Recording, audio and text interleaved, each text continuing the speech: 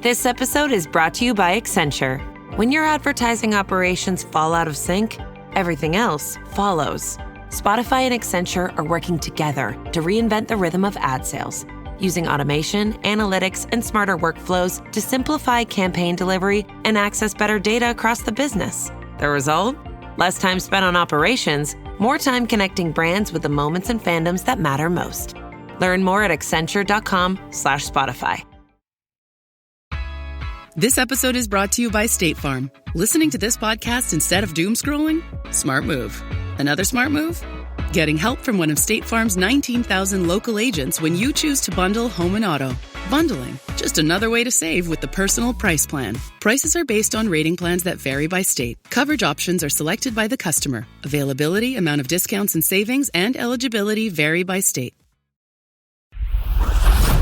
And now, a special edition of the Toddcast podcast. Powered by Citywide Mortgage Services, providing complete financing and mortgage services for residential and small commercial businesses. Visit them at citywidemortgage.ca. Now, here's your host, Todd Hancock. And welcome to it. This week, it's a best of the last 6 months. We'll take you on a deep dive of music, sports, entertainment, and highlight some of the incredible guests that we've had over that time.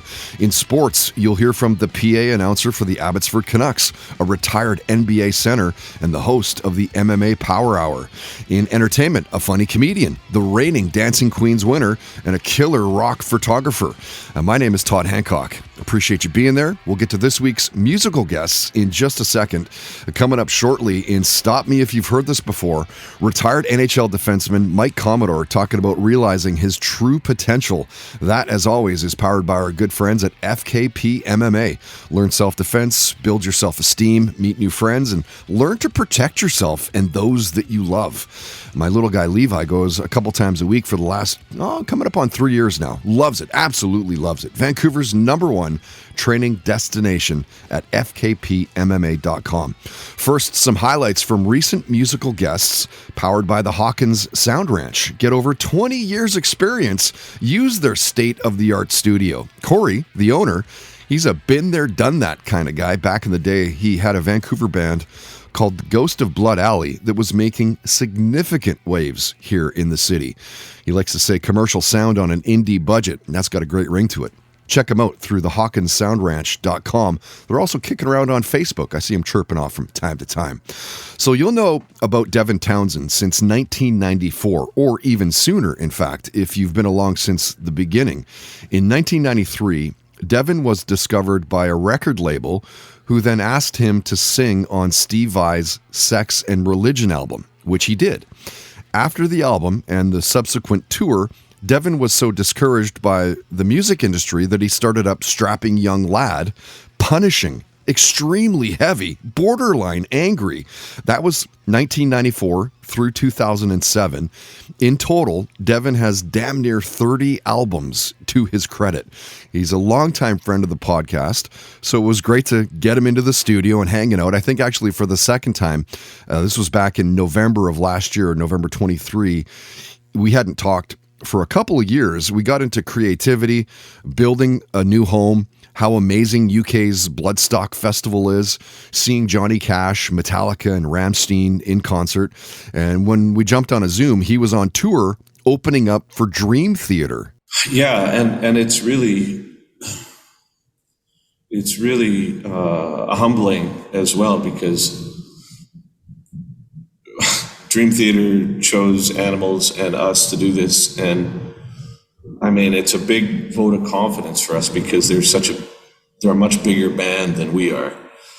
So to have that endorsement by what is, I guess, arguably like sort of the top of that sort of prog rock, prog metal heap has been really, I'm just very, I don't even know the word, man. I'm just very thankful for it. There's been so many times through my career, it's like my work has been viewed as this kind of oddball thing that, maybe the humor overshadows the work or what have you. But to have somebody say, no, we endorse this and here it is, and you can use our PA in a sense. It's like we're playing these really nice venues, and we're in Laval, Quebec today at Bell Place. It's this big new arena, and they've got this big new PA, and they don't limit what we can do and what we can't do, and it's very generous of them, and it's been very, very nice for us as well, I have to say. Yeah, the tour's rolling through Vancouver on July 21st. How many dates are you on there? It's 6 weeks in total. We've been out for about three and a half now, I guess. Yeah. And killer. Yeah, it is. It is. It is a very strange mental state to be in, to be on tour, though, especially after the pandemic and as I get older, and I've got a bunch of things lined up for my next sort of projects and it's not till 2025, and as such it requires a lot of prep. And to do the live show again, you really have to shift yourself. You have to leave home, and you have to leave the kids, and you have to leave the dog and the work and the parents and all this stuff. And it's like an alternate reality in a weird way. And it's one that I'm adept enough at to do, but there's some people that live for that sort of thing. Mm-hmm. And the reasons why I like it is I love to play the music and I love to connect to people. But man, the whole touring lifestyle I've never been, particularly great at it, right? Shitting in a truck stop after, I had a bidet seat. I don't know if we talked about it last time, but that's what I had. I got it for Christmas a couple of years back. And it's, that's just it's a small example of when you're at home, you're like, oh yeah, the toilet's right there, and you just go take a shit. Yeah, you don't shit on the bus. You don't shit on the bus. You don't shit on the bus. So when you're out here, the first 2 weeks is me just remembering how to navigate my internal poo-poo clock, right? But I think I'm there. It's pretty cool to hear Devin talking about opening up for one of the greats. Hey, considering, he is one of the greats as well. Strapping young lad influenced so many musicians. The Devin Townsend Band, the Devin Townsend Project, multiple genres at this point. We touched a bit on Devin's The Moth Orchestra project, how Nickelback singer Chad Kroeger came to sing on his Empath album. We talked about his family, his Ziltoid comic book series, and how the pandemic, and as brutal as those couple of years were, actually brought families closer together. I think that experience is one that a lot of people sort of shared, right? There's a sense that amidst all the chaos of the pandemic, it became clear where the priorities should be. Yeah. I think, although I was very busy during the course of the pandemic, I was also around my family constantly, and I was also around my parents, and so I had an opportunity to kind of kill two birds with one stone in that sense. But there was a lot of people I know that just kind of quit the industry. They just realized that the nature of the work up to that point is just untenable now. You can't just continue beating yourself over the head with work when you see mortality so clearly, right? From Devin Townsend to the bassist in Danko Jones, JC, John Calabrese. Of course, you'll know Danko Jones since the late 90s. They released their debut in 98 and have straight up been full throttle ever since, opening up for killer bands like Nashville Pussy, The Dirt Bombs, Skindred, CKY. They became well known in the Toronto area for their deadly live shows, and still to this day that remains true. They were nominated for a Juno Award in 2000 for Best Alternative Album. And great to talk to JC. We hadn't spoken since my time at Seafox here in Vancouver. Danko Jones, they'd stop by and co-host the afternoon show or the Rock Report. This is probably back in 2012 or 2013, maybe something like that. They're playing the Commodore Ballroom, just a brilliant room the last time that JC and I spoke. So it was great to talk with him and talking about all sorts of things like binge watching shows. He recommended Prescription. He shared some stories of tour life. We got into COVID and creativity. And JC told us about his first concert story, seeing the mighty Pink Floyd and remembering something in particular. My first major concert was Pink Floyd during the Delicate Sound of Thunder tour, and I went to go see it in just outside of Naples, and it was at a town called Cava dei Tirreni, And it's the first time they went back there since after the Live at Pompeii. I think that was in 67, 69. Okay. So, yeah. What do you specifically still remember about that show? There's lots of drugs. Lots and lots of drugs. I was like, wow. And I remember they had the pig, they had the whole like setup, and it was quite, it was just getting there and like just hanging out, because there was about like 14 or 15 of us that traveled from my town to Acie to go see the concert. Oh, wow. It was like a whole experience, a bunch of people just kind of going there, and it ended up being like a whole day thing. And that was kind of a fun, a really good experience. I think I have the tickets still at my mom's house somewhere. I'll have to see when I go in October. And you're saying you're fairly young, like just a teenager. Yeah, I think I was like 12 or 13 or something like that. No doubt there's going to be some drugs at a Pink Floyd show, especially when JC first saw them. It was almost a free-for-all back then, almost.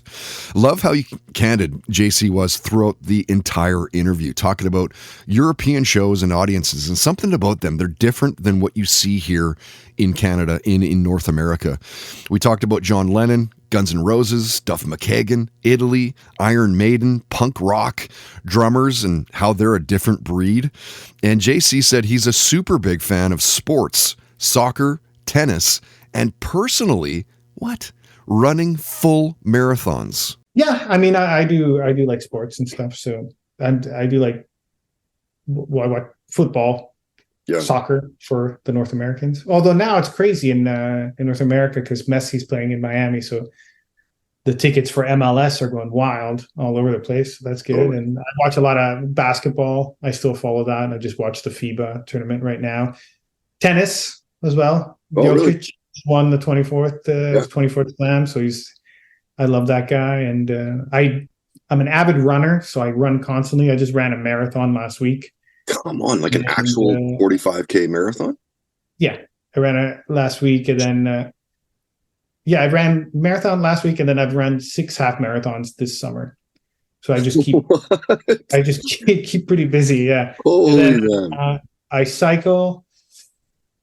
I have to get better at my swimming, so that's my next 6-month goal is the swimming, to improve my swimming, so I can. Wow. So are here you in town? There's an Ironman. I'd love to try and doing that.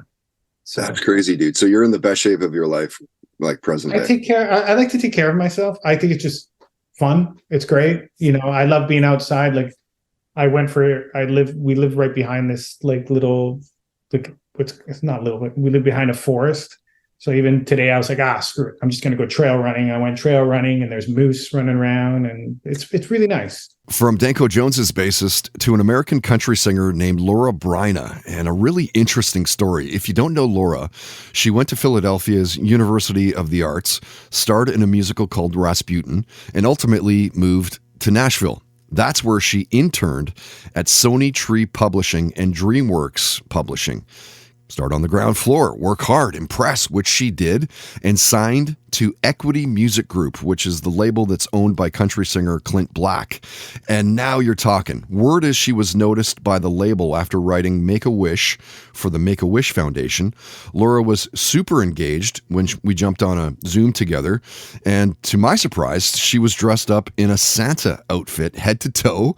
We talked in late November, and she had just or was about to release some Christmas music, so it kind of makes sense, I guess. We covered a lot of ground, talking about the USO tour and the US's July 4th weekend. The craziness of COVID came up, so did seeing NSYNC in concert, her work with Music on Call, growing up with the music of Dolly Parton and Olivia Newton-John. And Laura talked about being an on-air radio host for the PGA Tour Radio and how she gets the chance to interview famous people as well. I do every now and then. I've done actually a couple radio shows. One was for the military. As you know, I have a huge love of the military, which was called Serving Your Country, where we would take dedications and requests from family members or friends that wanted to send a request or a dedication or a letter from home to someone in the military. And we would also play country music, me and Ramblin' Ray out of Chicago. And also I have a show called, it's with Golf Talk America with PGA Tour Radio. And it's called That's America to Me. So where I go and interview different people, all different walks of life, that specialize in whatever field they're in. I've interviewed Bill Anderson. I've interviewed Larry King, dear friend, and even Bob Fischel, who invented the heart stent. So like all different kinds of people. And so it's been great. So I try to get to do that as much as I can, but it's a little nutty going around, living the dream, all of the above. Yeah, honestly, I can't think of a better career or a more fulfilling way to fill your day. I've been doing broadcasting since the mid-90s. Absolutely love doing it. Most days, it doesn't really even feel like work. I told you about the Make-A-Wish Foundation and Laura's involvement. Well, in 2008, she joined their board of directors. She has a big heart, which you'll hear. It's clear as day in the full interview. We talked about the Christmas music, mentioning she was wearing a Christmas outfit. Why so few bands or artists release any of that stuff? She talked about her Joan Jett cover song, her love of the U.S. military, how she's written some kids' books, what it was like touring with Clint Black. There's a great F-16 jet story in there as well. And we asked Laura to nail down just one career highlight. It is impossible, but I will say something that does really always stick out to me. I mean, I loved that Musicians on Call, but I mean, because I love giving back. So that's my thing. I'm so fortunate that I got to go on a USO tour in right before the pandemic. And it was the week of July 4th. And it was one of the most incredible experiences of my life. I was responsible for singing the national anthem at every performance. And then I also got to do Hometown Heroes, a song that I co-wrote for the Air National Guard. And, to go there to Kosovo, Kuwait, an undisclosed location, Djibouti, Africa, we went to Spain and Germany. I mean, to sit there, it's 4th of July. So, I mean, that's our independence. But then to go and sing the national anthem in front of all these men and women and everybody sing together on 4th of July or that week, and these men and women have been away for like 9 months. And we're just bringing a little piece of home to them to say thank you. And I remember like going on stage and just kind of just standing there each time for like, to me, I mean, it must have felt like minutes, but for me, it felt like an eternity to people. But I just sat there and I was like, if I never get back here, I want to be a sponge and suck it all in and just soak in this moment. And you look around and you see everybody in their fatigues and there's flags waving and there you all are singing the song and every word means something, from the to the flag to the bursting in air and the home of the brave. I mean, it's just these men and women live these words and I was the one that got to sing it. It's an incredible honor to be able to do that. Toddcast Podcast musical guest visits are powered by the Hawkins Sound Ranch. Use their 20-plus years of experience to record at their state-of-the-art studio. Commercial sound on an indie budget. Visit thehawkinssoundranch.com for more.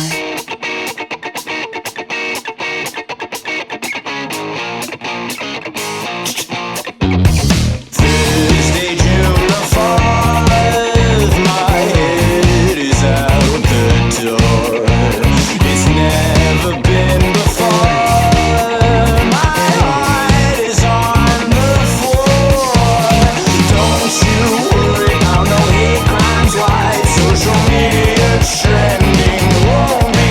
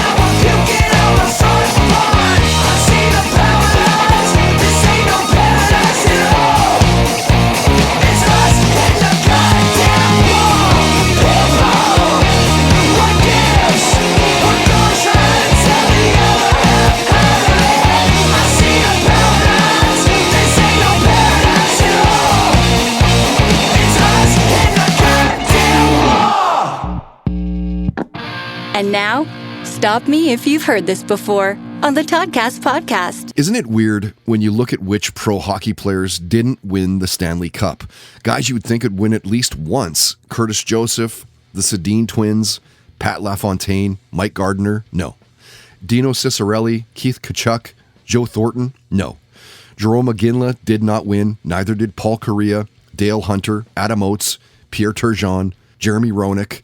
You got to wonder if this is the year for Connor McDavid, if it's not the Vancouver Canucks' turn. My point is, raising Lord Stanley's Cup is no easy feat. 4 rounds of the most grinding hockey that you'll play all year long.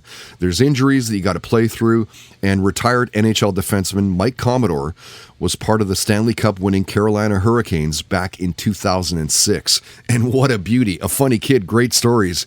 You almost can't stop him from telling stories. Super engaged to the conversation. Quite honestly, it was refreshing talking about his time in the league. Got into binge watching Animal Kingdom and that Manti Tavo football documentary, which is crazy if you haven't already seen it. He built the ultimate hockey line with past and present players. Talked about seeing Kid Rock in concert. What he spent his money on after signing a 5-year, $18 million contract with the Blue Jackets. And stop me if you've heard this before, Mike talked about when he realized he could probably play hockey professionally. You know what? Late. Like I grew up just outside of Edmonton.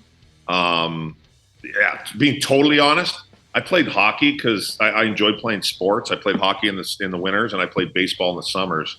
Mm-hmm. Compared to my competition, I was way better at baseball. Like I played for Team Alberta. Yeah, like I thought I was maybe going to play, maybe a junior college or something for baseball. Really? And then as I got older, like I was like I loved hockey because I enjoyed competing. Yeah. But I wasn't great by any stretch of the imagination. Like I think if you asked anybody that I grew up playing against, they would be like, yeah, I mean, he worked hard, but like I wasn't like scoring goals. I wasn't doing anything like that. Mm. I would say when I first realized that maybe I could do this for like a living and maybe I could make it to the NHL, I'd say it was probably my draft year when I was 18, 19 years old. Yeah. When the Central Scouting rankings, I was shitty in midget. I broke my ankle. I had a terrible year. The next year, I ended up playing in the Alberta Junior Hockey League here. And I had a pretty good year there. And I was a little more effective. Not that I was the toughest guy in the world, but I was physical and I have a little bit of size to me. So once you get to junior hockey and fighting was a little bit of part of it, I got some more space because, I was also I could be mean once in a while when I was pissed off. So I got a little more space in the ice, which gave me more time to do some things because I didn't have great hands. Mm-hmm. Then I ended up going to college instead of going to the major junior. That was totally pretty much by accident too. I was never planning. I couldn't have named one college hockey team. I had no fucking clue what NCAA hockey was back then. Wow. But I went on a fly down to North Dakota and the only reason why I went was because I'm like, I was 17 years old and I'm like, oh, I get to go on a trip without my parents? I'm like, oh, I'm in. Yeah, I'm coming. North Dakota sounds great. Let's do it.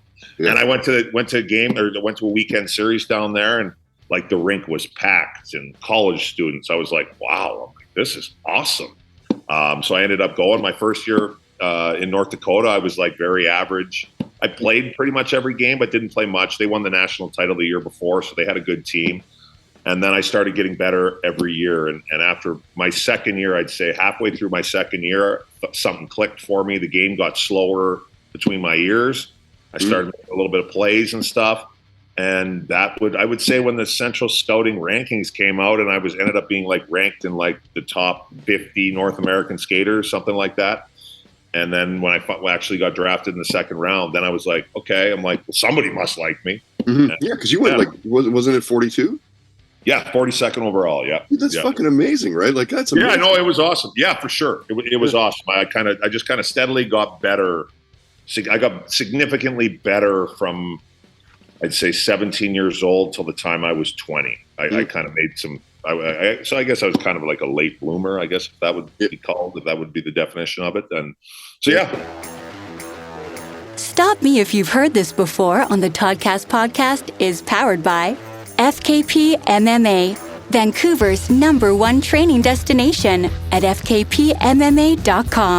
And now, highlighting our next Blue Light Sessions, powered in part by Canadian Club Whiskey. Meet your new cold one. We serve Canadian Club and Ginger ready-to-drink cocktails at all of our live shows. Visit CanadianClub.com today. How tired do I have to be to forgive this awful truth? How far are we traveling? This crossroad won't let me through. It just gives and it gives and it takes and it takes. It tears me apart. Just gives and it gives and it takes and it takes. It tears me apart. How wired do I have to be until the static starts to bleed? So many nights go by. When will I sleep peacefully? It just gives and it gives and it takes and it takes. It tears me apart. Just gives and it gives and it takes and it takes. It tears me apart.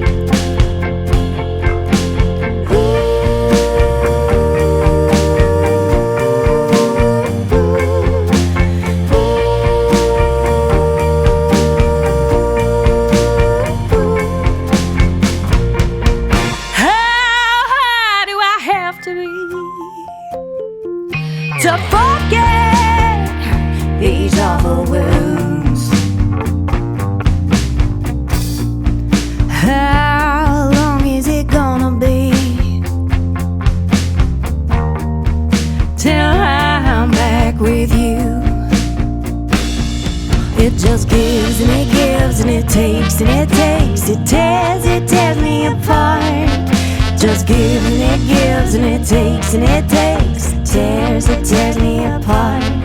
It just gives and it gives and it takes and it takes. It tears me apart. Just gives and it gives and it takes and it takes. It tears me apart. It's almost got a bit of an old school vibe to that one, doesn't it? Her name is Joan Bessie, and a great song for her called How Tired. And this Friday, May 3rd, you can see Joan at the Blue Light Studio in beautiful East Vancouver. So it's Joan and Christopher James playing a podcast show together. Both will have a 45-minute set. It's the interview, the performance. I will interview the band, but the beauty of these shows is that you get to ask questions as well. Intimate, interactive. You get to hang out with the bands between the sets, maybe crush a few Red Truck beers. Maybe you're more into the nude beverages. Those vodka sodas, they go down way too smooth. We make sure we bring our sponsors to our live shows. So it's this Friday. We'll see you at Blue Light Studio. You can grab a $20 ticket right now through eventbrite.ca. Eventbrite, eventbrite.ca. $25 if you want to gamble and wait for the door. I say gamble because we only let 60 people in. 60.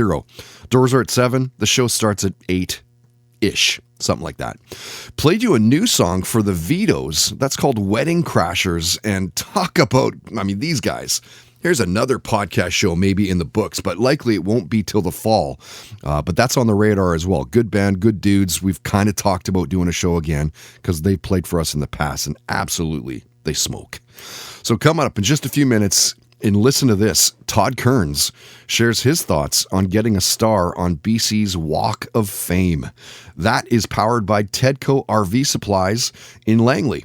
8-year sponsor. RV service, RV repairs, ICBC accredited. Check, check, check. You can find them online at TedcoRVSupplies.com, Facebook and Twitter at Tedco RV Supplies. First, let's get back to highlights, and this time it's our sporting guests, all powered by Hand Over Hand Textiles in Vancouver. Naturally dyed goods for your home, for your body. We're talking bandanas and shirts and socks and dishcloths and scarves and pillows and pillowcases. Whatever you want, they will make it. You will love their work as well. It's all top-notch. It is all handmade. They only use pure plant extracts and natural fibers. It's actually good for Mother Earth. Nothing about what they do affects Earth. Locally owned, locally operated. Find them through handoverhandtextiles.com. They're also kicking around on Instagram. So if you've seen the Abbotsford Canucks play, chances are you'll know Caroline Frolic's voice. She's the PA announcer for the games. She's even done games for the Vancouver Canucks. In fact, the first woman to do so. So cool to talk with Caroline and ask her to build the ultimate Canucks dream team with past and present players. That's a tough one. She shared stories about hosting an all-women's Sportsnet radio show. She is the reigning Mrs. Galaxy Canada. So we talked about that world as well. What are those expectations on her right now? We got into seeing concerts. Her first sports memory involving the Canucks and the Blue Jays. Oh, gosh. Going to Canucks games when I was little. Gosh, I left Vancouver when I was 4 years old. My dad had season tickets and he just kind of took me. And I don't really remember too much. I remember the stick and I remember going like this and drawing the stick with my finger when I was little, and we're talking 70s. Okay. And I remember my mom not caring. She doesn't know the difference between a puck and a ball, anything, but she went and she would, have her cigarette, smoke time, didn't matter. Yeah. And my dad telling me that the Canucks are our only team. Okay, Dad. Okay. Even though he grew up a Leafs fan, but he had the Canucks season ticket. So, he's now a Canucks guy. Don't worry, Canucks Nation. He's sane now. And baseball. I loved UP. I thought UP was the coolest thing I'd ever seen. And then Toronto got a team and that was it. Dad said, you like my Toronto Blue Jays. Right. Okay. Yes, Dad. Yeah. And then it was done. So, when did you become a sports fan? When my dad told me I was. Yeah. And so, like I said, he retired early and just kind of made me him. And I went to my first Jays game in the 80s when we were visiting Toronto and I was hooked. I was in. Done. I was a fan. Never thought I'd talk about it on TV or the radio. I know, crazy, right? Yeah. Why would I do that? Yeah. Girls don't do that. Honestly, I'm not even sure I know my first sports memory, or I guess which one came first. I do remember going to the Vancouver Canucks as a kid and driving in from Surrey to the Coliseum back in the day. But I also remember being enrolled in judo. This is back when I was super young, and I vaguely remember going to the classes, but I do remember missing my mom the whole time, so I never really liked going to it. So as mentioned, Caroline is the PA announcer with the Abbotsford Canucks of the AHL, but you'll also know her from filling in as the weather anchor on CTV News Vancouver or digital host of the Vancouver Football Club. She's entrenched in Vancouver's sports scene, and knowing that she loves the Blue Jays, we talked about them. Duran Duran, Motley Crue, and Bon Jovi came up. So did the Hawaii wildfires, gambling. And Caroline mentioned that she loves traveling the world and eating good food and soaking up culture. Like, who doesn't? Hawaii. Yeah. Going home finally for the trip that has been postponed a few times. Sure. Going to the beginning of December. Finally going back home to see friends. And then got a few things in the works, possibly Iceland again. My friend runs the Miss Iceland pageant and I like to go to help out, but open to anything, man. People are saying, oh, with this title, do you want to come here and help this pageant? Yes. Yes, I do. We didn't tell you where yet. I don't care. The answer is yes. I just want to go and meet new people, experience new things, taste new foods, breathe new air. All that stuff. Yeah, all that good stuff. Because, you can buy stuff. What is that? No, I want to experience things and I want to see things. I want to meet people. That's the meaning of life, really. From an AHL PA announcer to a prominent figure in the world of MMA, Colin Crandall, the host of MMA Power Hour. I talked to Colin in late November. We follow each other on social media. You've no doubt seen his work. He's quite active, engaged with his following, and he's always up with the latest news and fights and developments, and an obvious follow if you're into fighting. Of course, we talked about the UFC, Bellator MMA, touched on BKB, the bare knuckle boxing itself. We talked about binge watching shows, what he watches outside of fights. We talked about football and crime documentaries, his family, and Colin picked the GOATs, the greatest of all time in MMA for both men and women. Yeah. So many, there are several greatest of all time GOAT. It's funny, years ago, I'm a Generation X guy, and years ago, the GOAT was a negative thing. You were either the hero or the GOAT. Right. And the GOAT was not the hero. Now, GOAT, the greatest of all time. You've even got the boxer from my home state of Michigan, my original home state, Clarissa Shields, being the GWOAT, greatest women's woman of all time. Right. The greatest fighters of all time in our sport, you can go way back to Matt Hughes, although his striking was very limited, but for the skill set and the time, he was one of the greats back then. Randy Couture, even a little bit more advanced than him. Then you had amazing greats like Dan Henderson, Anderson Silva, George St. Pierre, BJ Penn, all the way to John Jones, Habib Nurmagomedov, Demetrius Mighty Mouse Johnson, Henry Cejudo, women like Amanda Nunes, Ronda Rousey for the time that she was on top of the game. And some people that are on the come up.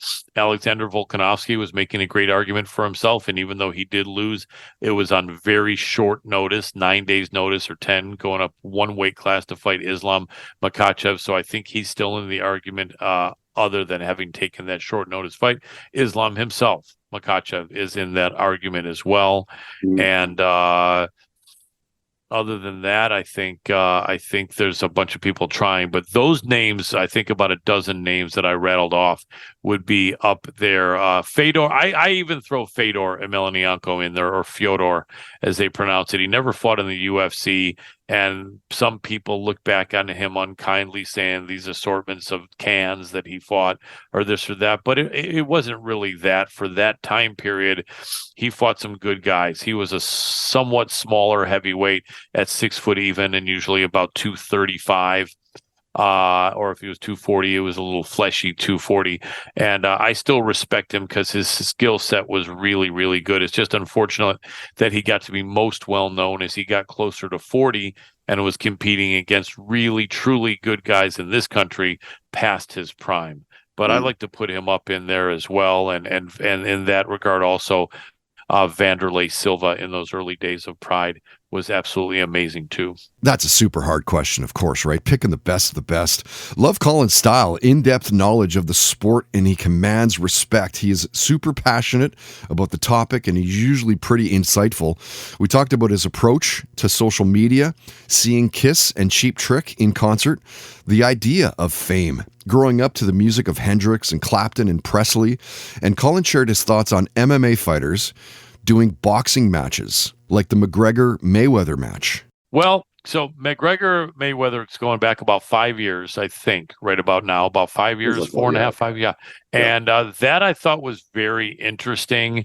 I thought that McGregor didn't have much of a chance just because of the fact that his boxing and his timing was amazing for MMA, but it was against MMA fighters.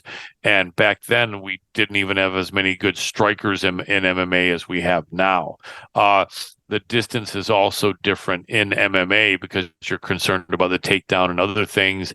And he was a very, very exciting kind of cutting edge fighter, a striker in MMA with his movement. But I kind of realized it wasn't going to 100% translate to boxing, especially against the best in the world at the time. I'm not giving Floyd that as any sort of best ever, but almost best ever, you could argue.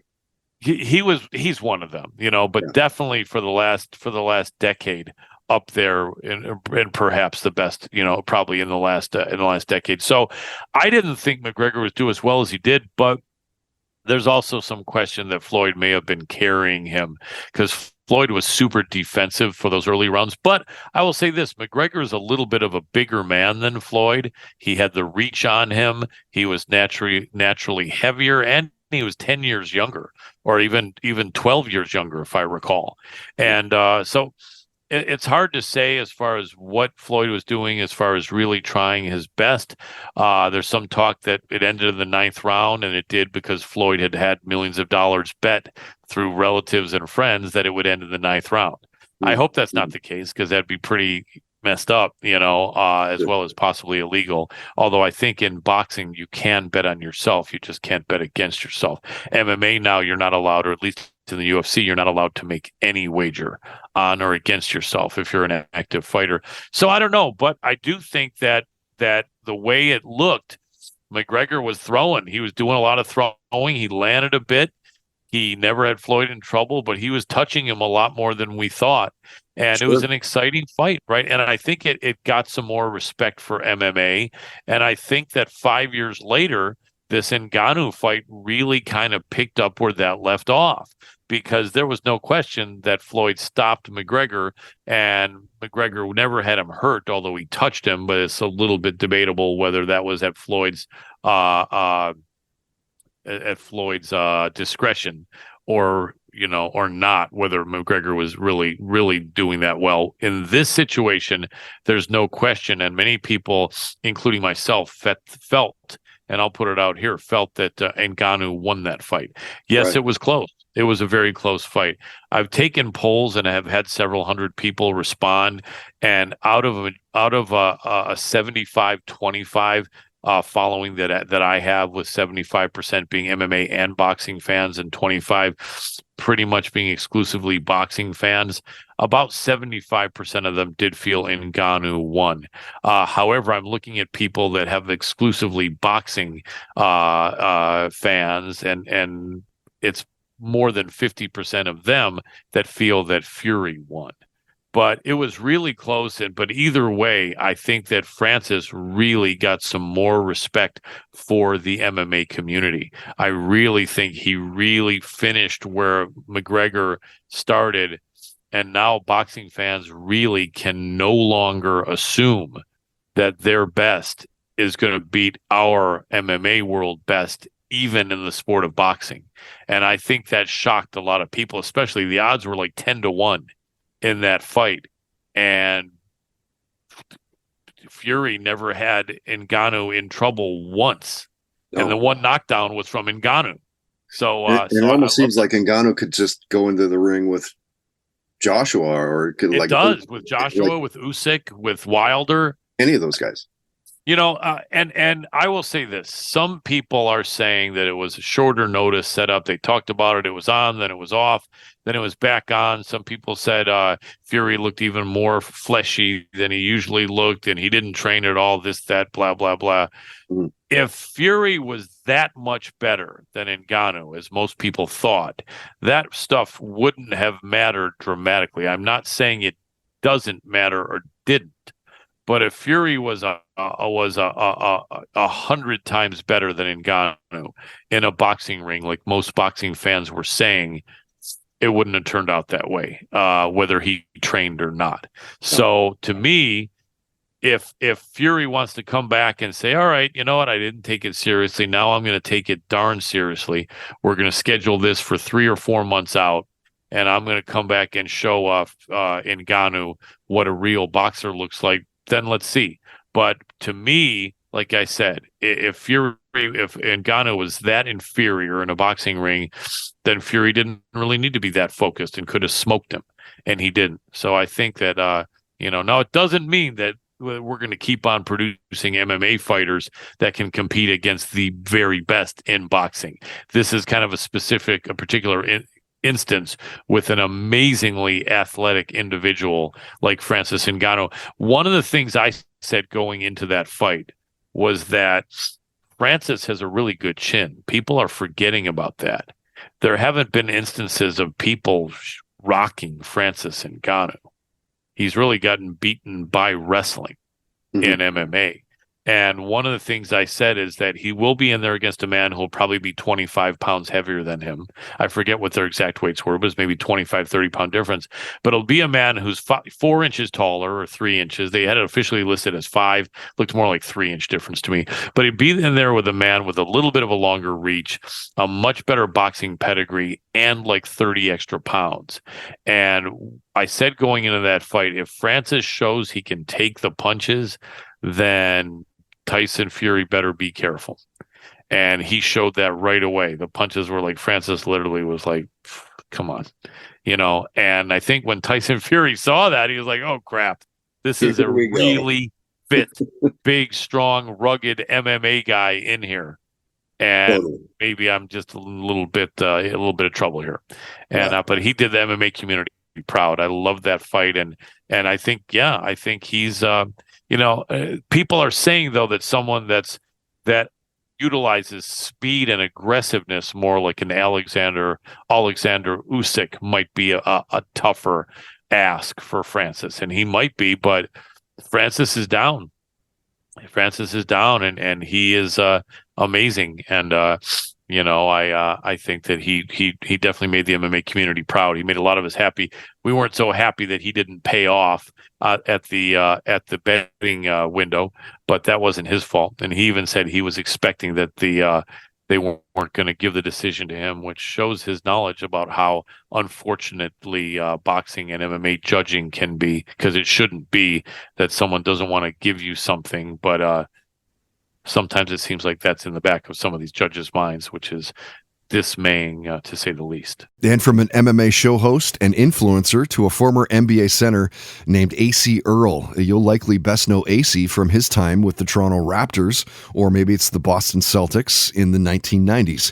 He's 6'10", a big presence, of course, in the paint, was known for his shot blocking ability, his scoring touch around the basket. And when Acie jumped to Zoom with us, he shared what it was like being part of the expansion Toronto Raptors, talked about his career highlights, injuries, and team changes, and how he's coached basketball at multiple levels across his career. Yeah, I coached at multiple levels. When I was playing overseas, as I got older, I used to kind of come home and see my buddies coaching. I had a lot of guys who I played with and against who start coaching. Right. And, we would talk basketball because I would tell them how things went, and they'd be like, man, you understand basketball like a coach. And I was like, really? And they were like, yeah, man, you can get into coaching. So that was my thing. I remember one night I was in Kosovo and our lights went out and I didn't have my generators hooked up. They didn't hook it up yet. And I just sat in the cold and the dark. It goes out for an hour or two because everybody comes home at the same time. The power grid was not up to par at the time. So I just sat in my living room for an hour or two, just staring in the darkness. And I said the next day, I'm going to the internet cafe and I'm working on my resume and I'm going to start emailing coaches and stuff. And I just started doing that, leg work. Mm-hmm. And then the next year I tore my Achilles. And, and I always said if I got a major injury, I would be done. I'll fight back to come back, for my health, but I'm not going to play anymore. So I tore my Achilles the next fall coming in the season. Mm-hmm. And I started emailing people, and I went to I went to the ABA first, and then I did some CBA, did some consulting for some other minor leagues, GBA, then got with high school. And I've done AAU. Came back to high school and junior high. So, I just love coaching. I do. I'm coaching high school now, 9th grade. And I did 7th grade fall. And when you really start to dig into Acie's career, you do see his skills and how he contributed to his team's performance. He truly is a respected figure in basketball circles for what he's brought to the game. He talked about what it was like playing for European leagues, the significance of 13 rules, what he remembers about his NBA draft day, when he realized his true potential, and since one of the reasons that he was a guest, he was releasing his book, 135 of the most influential rap and hip-hop songs of all time and why. So we talked about that a lot, and the genre, pop culture, Run DMC, and where he puts the Beastie Boys among the most influential rap bands. Yeah, I have them, but I have them with, I think I put Paul Revere. Yeah. But you could have went No Sleep No Sleep Till Brooklyn. Sure.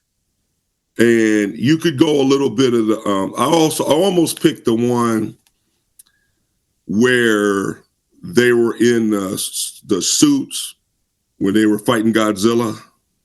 Oh, Intergalactic.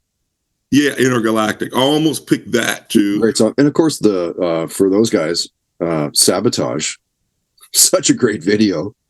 Yeah. So a couple groups could have a lot of, you know what I mean? Yeah. Could go like with Run DMC, you can go My Adidas, or you can go the one with Stevie Nicks. It's like that. No, not It's Like That, but yeah, I know what you're talking about. Walk This Way. Yeah, Walk This Way. With Aerosmith. Yeah, Aerosmith. Yeah. Walk This Way. You could go Walk This Way. I mean, sure. I mean, that song almost revived Aerosmith's career back in the day. Exactly. Exactly. That video was huge. And it also almost went and almost in it, you know, and it's so a lot of those groups were timeless where it's just they did 3 or 4 things, not just one. Like with the My Adidas, you know, it brought actual clothing company to the forefront, accepted by him. Right. Yeah, man. And then they got Adidas deal out of it. You know what I mean? Yeah, dude. They straight up, like, those are one of the most influential guys in all of, not just rap, but all of music. Yeah. So, yeah, it's unique. So, yeah. The Toddcast podcast is powered by Milano Coffee, bringing you the finest espresso and coffee concepts in the world. Online at milanocoffee.ca.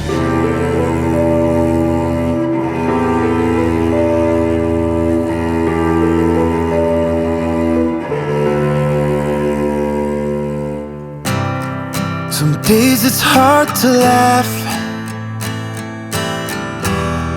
when the past is what we fear. So I try not to look back, but it's always in the mirror. Our wounds will never heal if we don't put down our shields. Roses burn to ashes, candles in the wind. Let's tear off our badges, turn in our weathered skin. This is just the aftermath. This is just the aftermath, and we're not going back. No, we're not having that.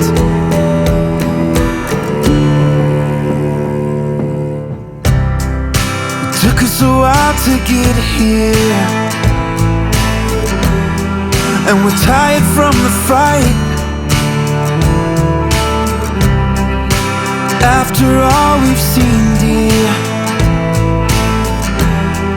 the future's looking alright. If we hadn't put down our shields, our wounds would never heal. Roses burn to ashes,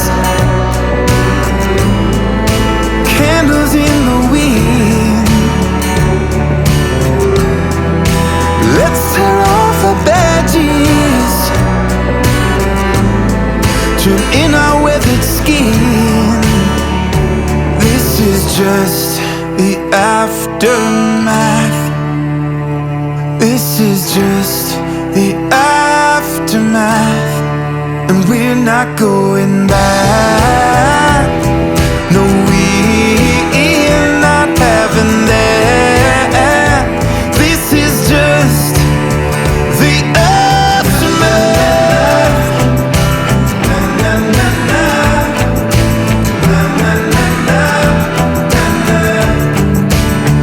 The aftermath.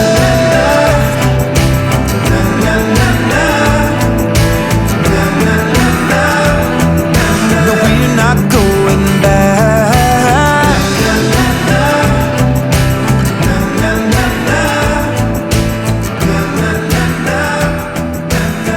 This is the aftermath. And now, listen to this on the Toddcast Podcast. Ask anyone in the music industry who is the hardest working guy in rock, and no doubt you'll hear the name Todd Kerns come up. You'll know Todd from playing in Slash's band. He is one of the conspirators. He is the frontman of Age of Electric. He's in Toque. He's in Heroes and Monsters with Will from Evanescence. He does the Kiss cruises. He's in a bunch of projects in Las Vegas. He's in Minefield. He was banging out a podcast for a little while there as well. I swear the guy never sleeps. Been buddies with Todd Kerns for close to 20 years, give or take, and he's, of course, a solid guy. He's been on the podcast 5 or 6 times over the years, and the last time we got to talking about touring in Italy. 90s music came up. The advantage of having a brother or a sister in your band. Is a hot dog a sandwich? We tackled that. Todd talked about the COVID years and what that was like living in Las Vegas, the city that never sleeps, sleeping. He talked about Age of Electric and their future. We got into worst jobs. He wasn't a fan of painting houses. And if you haven't heard, Todd got a star on BC's Walk of Fame. You know, those stars you see on Granville Street, downtown Vancouver? It's the Walk of Fame. Listen to this. Well, half the time, that kind of stuff, you feel really fraudulent about it half the time. You're kind of like, oh, man. It's like, you know, you kind of feel like, well, you feel very appreciative of it, but there's sometimes you just kind of go, oh man, I don't know if, you know, that is a really surreal thing to me. I mean, honestly, to this day, a friend of mine, the band Dragon Force just played the Commodore, and my friend goes, yeah, we played the Commodore. I go, dude, my star's just down the street. And he goes, what? And I was like, it's just a weird thing to kind of just bring up, but it is. Right. Yeah. I'm by the Roxy, you know. I don't know, actually. I think in a lot of ways, I think when it comes to Vancouver, I think things like Age of Electric and all that kind of stuff, I think they treated it all as a sort of, you know, my whole career, I suppose, and everything that I've been doing that sort of somehow warrants me being next to Bryan Adams or Colin James or Sarah McLachlan or whoever else. It's it's greatly appreciated, but you know, it's super surreal. But you know, I think that, you know, my heart still always belongs in Vancouver. Every time I go back, that is, you know, as much as growing up in Saskatchewan, all those major years of my life were spent in Vancouver.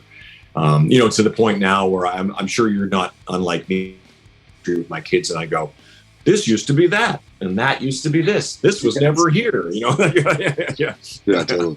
I'm that guy now. You know, it's like, so it feels amazing. But I know that, and I keep saying this to my wife, and I think it's one of those interesting things that I kind of feel like I have the audacity to keep thinking like that. I don't think the big thing has really happened yet. It's a weird thing to say at this point in my life, but I still feel like there's still more to do. And I think that's important. You know what I mean? I think it's important to feel that way, because after a while, I just kind of imagine, you know, just going through the motions of it all, but like, and not really having much to say. So in a lot of ways, during the lockdown, it sort of had me writing a lot and working a lot with other people. And it kind of really opened up another part of my brain of like, you know what, the whole reason we do this is to make music. And to Slash's credit too, he's sort of like, he very easily could just be like phoning it in and playing guitar and being like, whatever. But he's very driven to make new music and to do new things and break new ground. He really has no reason to, you know, but he does it all the time. I think that's the true sign of being an artist. Listen to This on the Toddcast Podcast is brought to you by Tedco RV Supplies in Langley, an ICBC approved repair shop. Visit them on Facebook and Twitter at Tedco RV Supplies. I'm flying high down the freeway. Don't worry about the shape I'm in. Crashed out on the boulevard. Great escape with the bottle of gin. I said I don't know where I'm headed. Can't remember where I've been. Think back looking for a clue. Better hold my breath, 'cause I'm gone. I'm so gone. Been wandering around, but I'm never lost. Oh, I'm gone. I'm so gone. I stumble on the line that I shouldn't cross. Hey!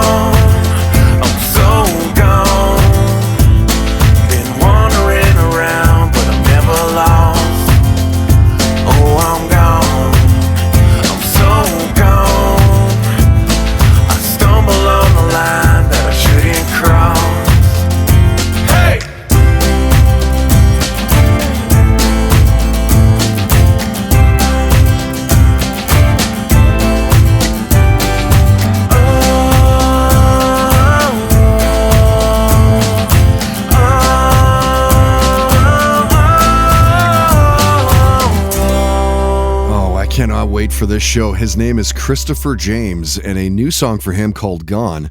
And I'd be willing to bet you'll see that one live at our podcast show this Friday. So Friday, May 3rd at the Blue Light Studio. Chris and Joan Bessie are playing a show.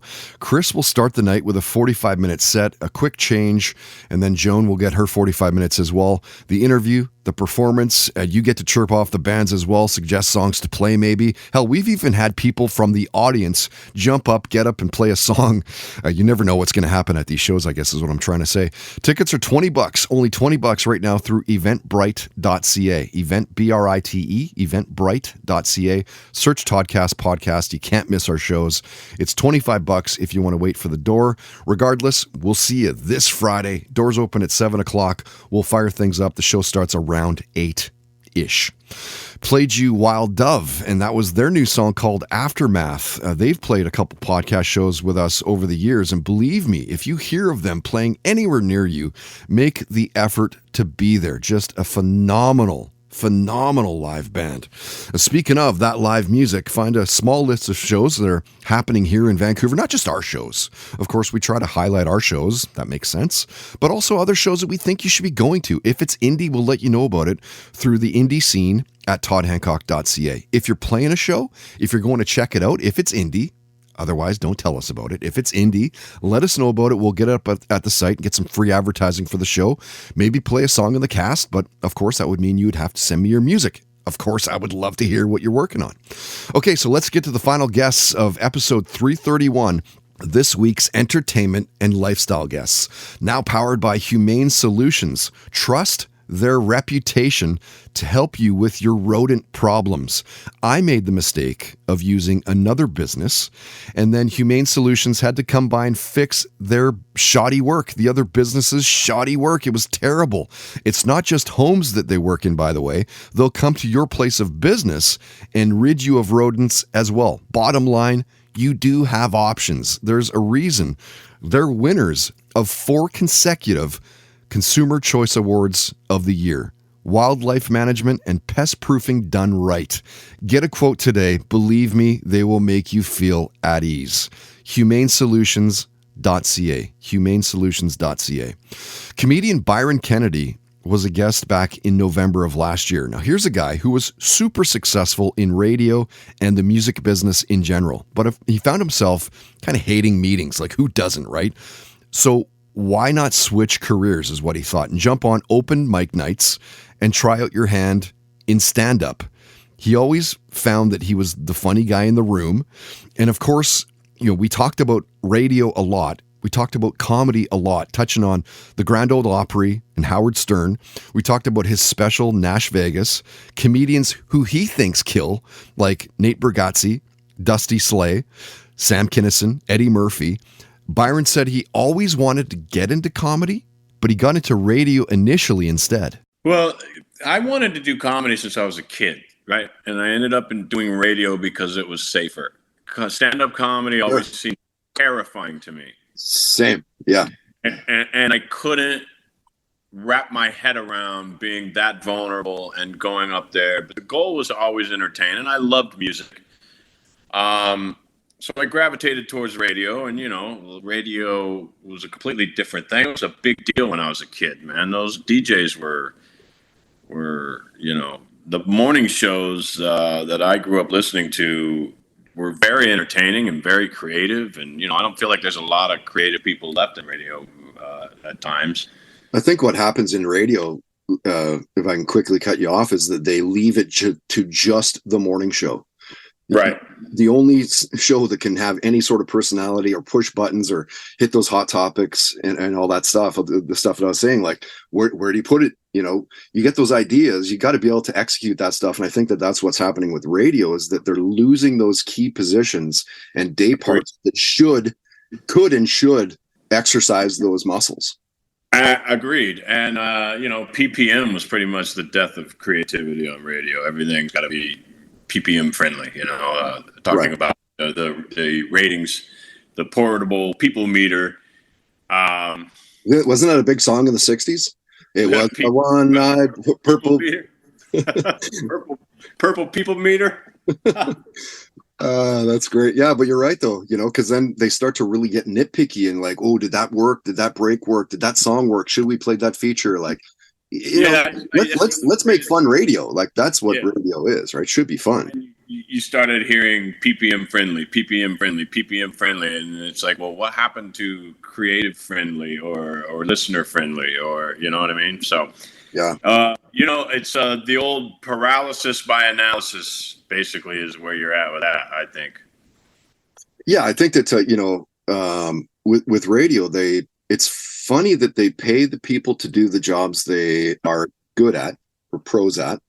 Mm-hmm. We'll put you in on air because you're good at talking. You know the music. We'll put you in promotions because you're good at that side of the industry or whatever. Blah blah blah.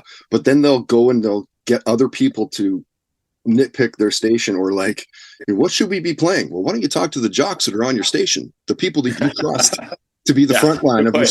And then we're it's gonna like, hire you because you're funny and entertaining and you're good at talking, but we're not going to let you do any of those things. But let's get a consultant for that sort of shit. Like that's the stuff that blew me away. Because then I would always be like, well, why don't you get our 2 cents out of it? And it would be like, well, you're too close to the product. You're that Uber nerd, but not everybody is. And it's like, right. But shouldn't you be relying on those Uber nerds? You know what I mean? Right. Yeah. I could totally relate to what Byron's saying. Like, always loved the idea of comedy and doing stand-up, but radio just kind of seemed a better fit. And yeah, we talked way beyond radio and comedy with Byron, like cancel culture, the NFL Steelers, and NHL's toughness. We talked about country music and the death of MTV, touched on fame, comic books, collectible cards, and Byron shared a near-death story involving a dirt bike and a broken collarbone. Well, I was riding my bike home from the bar joke the other night and crashed it, and that hurt like a son of a bitch, but... Like your pedal bike or your actual bike? A pedal bike, yeah. We don't need to get into that story. Oh my God. Definitely... I've gone over the bar, the handlebars of a 10-speed. I was riding to a buddy's place and I was carrying a 6-pack of beer. And as I'm riding, I was like, I'm riding with no hands. And I was like, let's put the beer down on the handlebars. And of course, as soon as I did that, pulled the hand, folded this way. And I'm like straight over. I'm wearing a helmet, thankfully, like totally munched a big chunk out of the helmet. Like, yeah, well, my dumbass wasn't even wearing a helmet and I need to. I think that, so this isn't really the answer to your question, but yeah, the other night, my stupid ass, I can go to my favorite little restaurant bar on a bike through bike trails. I don't have to get on traffic or put anybody's life in danger or mine really to any real extent, right? So yeah. But it got dark because it's been getting dark earlier, and my dumb ass, I'm riding back and I think, well, let me take the scenic route along the beach. It's pitch fucking dark. What am I talking about? The scenic route. You couldn't see shit out there. Right. Hopefully there's no logs in the way. Yeah, I'm like, let's take the peaceful scenic route. It's pitch dark, and the little path is in between, it's in a park, like grass. I'm cutting through, and my tire just slips off in between the concrete and the grass and gets stuck in that groove.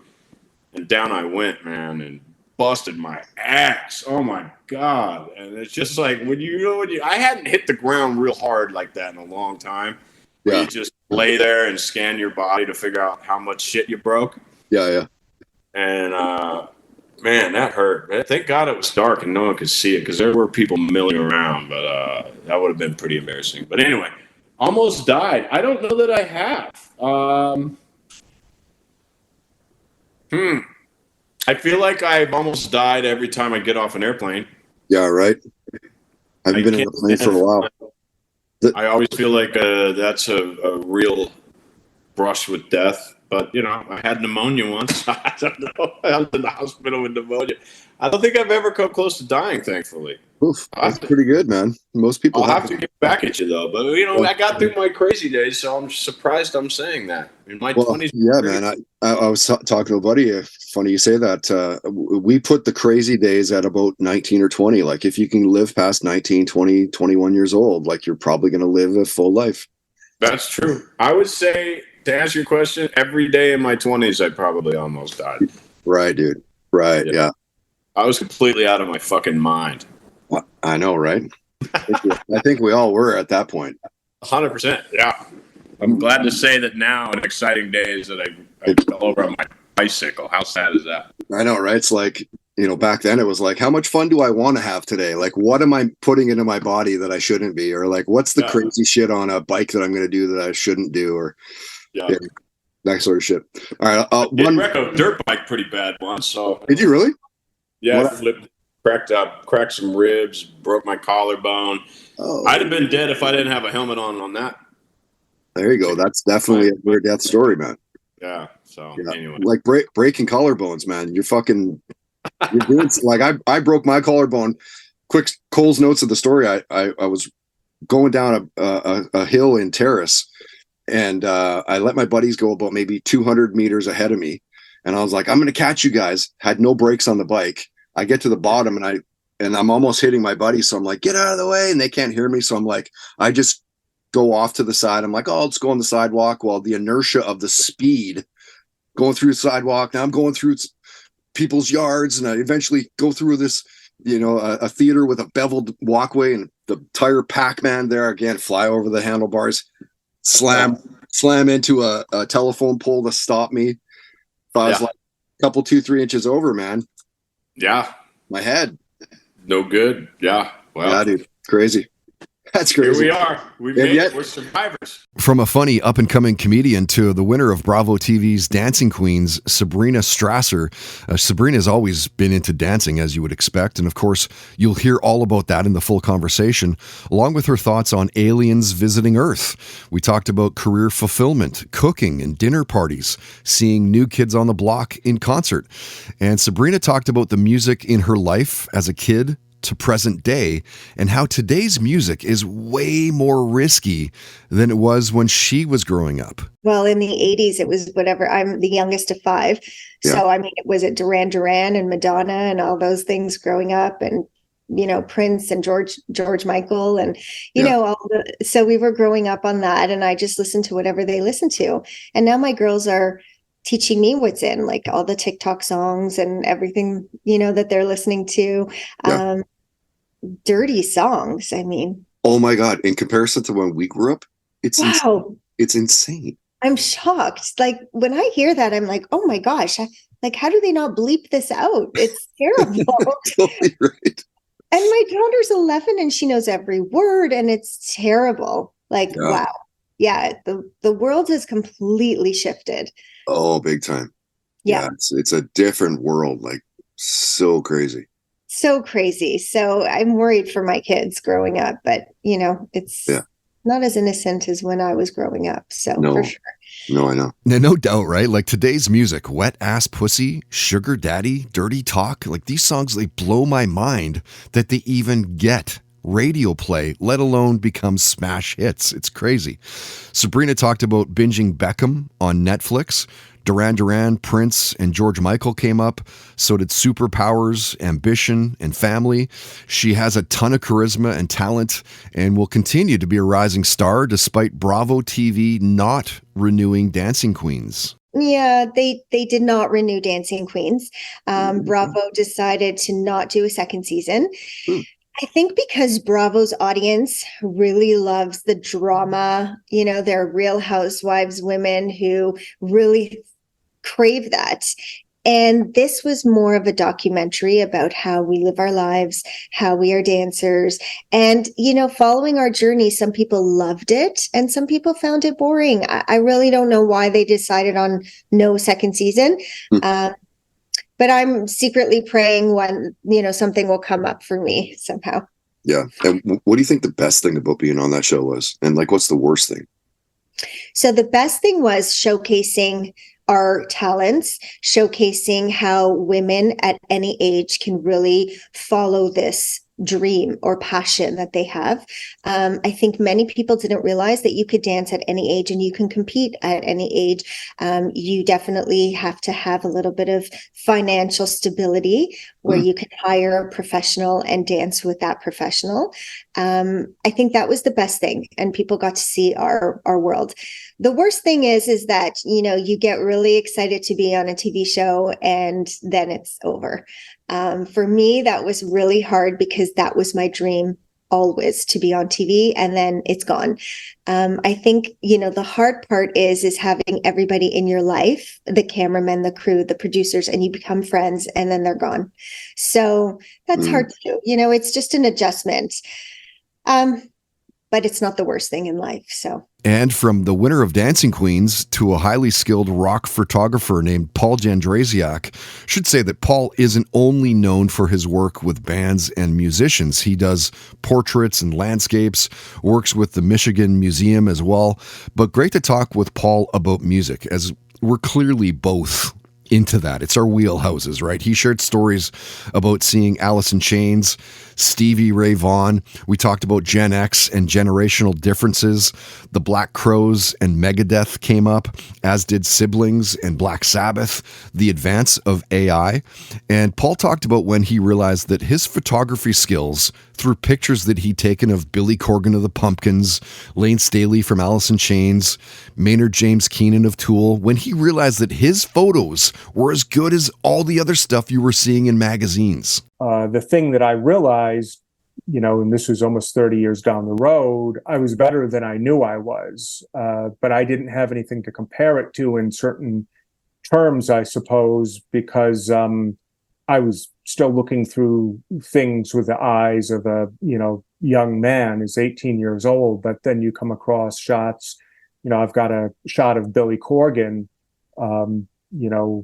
Smashing Pumpkins, when they were doing their first big tour. And, I look at that and, that was kind of a shot that I felt was, kind of in the vein of a Jim Marshall, who was one of the grandfathers of rock photography. So I kind of reconnected with a lot of my work later in life. And then the other thing is, you realize the community out there online, whether it's, we connected on Twitter or X or whatever it is today, or Instagram or Facebook, all that stuff has really come of age.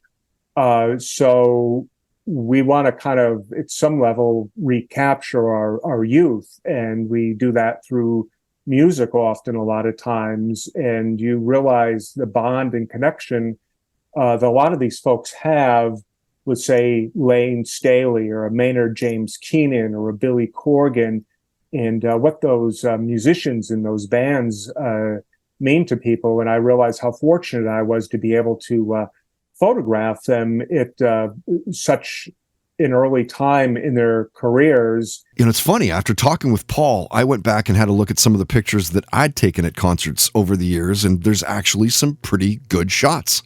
But hey, everyone gets lucky from time to time, right? Paul's got a great eye.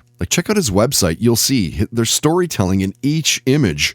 As we touched on hair bands and grunge, Pantera, Kiss's Gene Simmons, Tool concerts then versus now. We talked tourism, and Paul shared a story about his older brother and sister and how they were the ones who truly turned him on to bands like Deep Purple, Billy Joel, Black Sabbath. No matter what your generation is, you're trying to kind of see what you connect with. I mean, I was fortunate. I'm the youngest. My brother and sister are 10, 11 years older than me. So I grew up with them both listening to music, but both different genres. My brother was Deep Purple, Black Sabbath. My sister was Joni Mitchell and Billy Joel. So okay.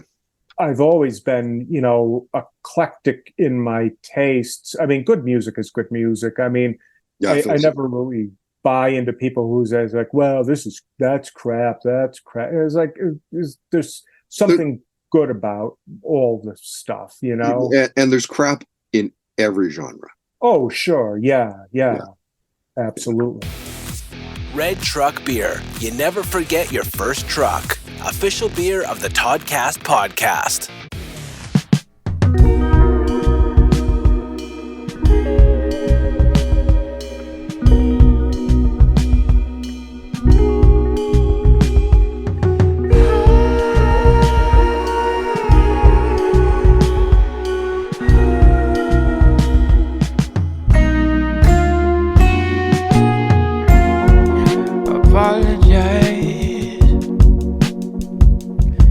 just might surprise yourself.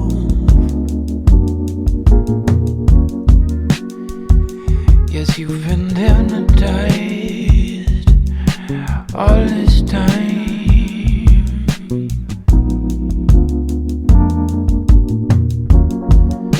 Recognize that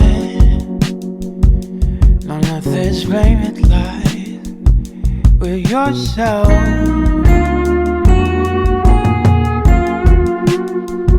You need to rectify it.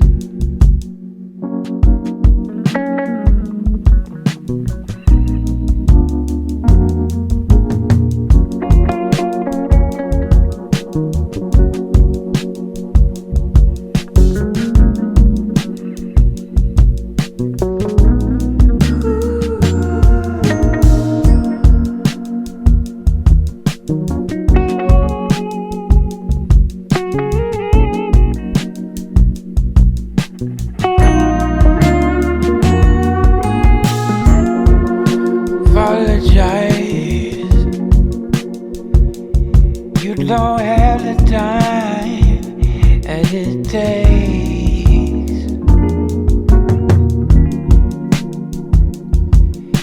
You just come to see what you want to see.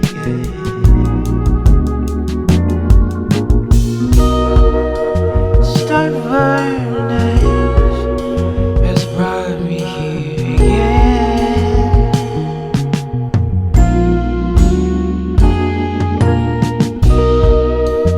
Isolation has become my friend.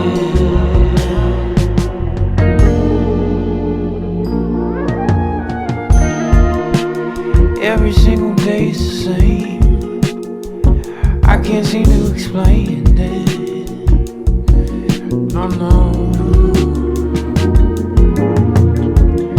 I think that I'm original, but I'm not.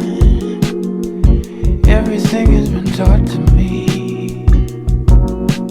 Show me something real.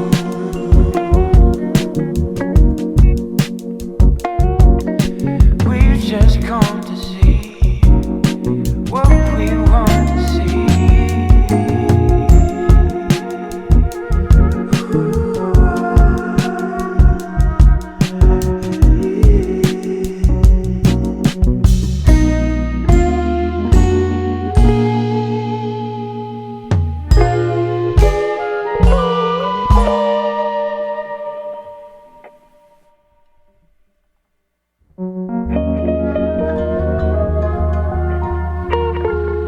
That's one of those songs, they call that a false ending. If this was a radio station, you probably wouldn't have heard the very end of Matt Storm's new song.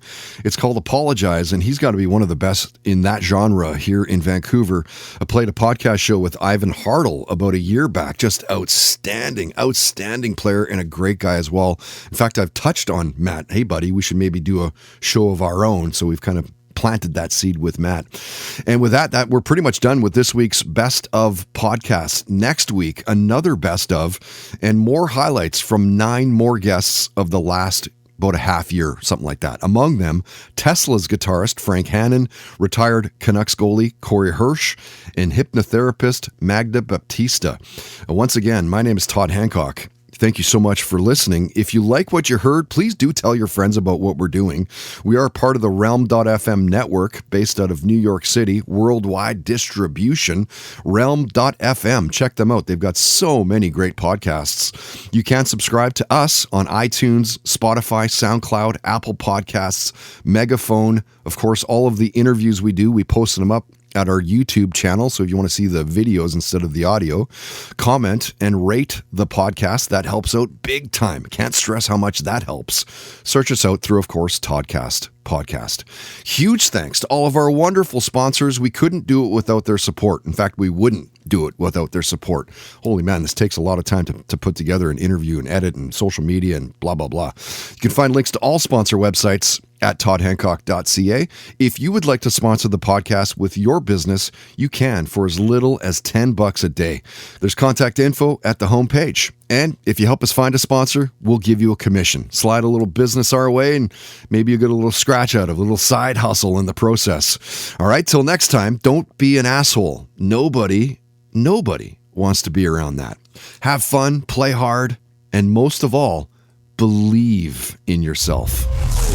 You've been listening to the Toddcast podcast, powered by Citywide Mortgage Services, dedicated to helping you find the best mortgage rates. Available 7 days a week at citywidemortgage.ca. Hey, it's Ryan Reynolds here from Mint Mobile. Now, I was looking for fun ways to tell you that Mint's offer of unlimited premium wireless for $15 a month is back. So I thought it would be fun if we made $15 bills. But it turns out that's very illegal. So there goes my big idea for the commercial. Give it a try at mintmobile.com/switch. Upfront payment of $45 for 3 months, $90 for 6 months, or $180 for 12-month plan required. $15 per month equivalent. Taxes and fees extra. Initial plan term only. Greater than 50 gigabytes may slow when network is busy. See terms. Starting a business can seem like a daunting task, unless you have a partner like Shopify. They have the tools you need to start and grow your business. From designing a website to marketing to selling and beyond, Shopify can help with everything you need. There's a reason millions of companies like Mattel, Heinz, and Allbirds continue to trust and use them. With Shopify on your side, turn your big business idea into... Sign up for your $1 per month trial at shopify.com/special offer. The right window treatments change everything. Your sleep, your privacy, the way every room looks and feels. At Blinds.com, we've spent 30 years making it surprisingly simple to get exactly what your home needs. We've covered over 25 million windows and have 50,000 five-star reviews to prove we deliver. Whether you DIY it or want a pro to handle everything from measure to install, we have you covered. Real design professionals, free samples, zero pressure. Right now, get up to 50% off with minimum purchase, plus get a free professional measure at Blinds.com. Rules and restrictions apply.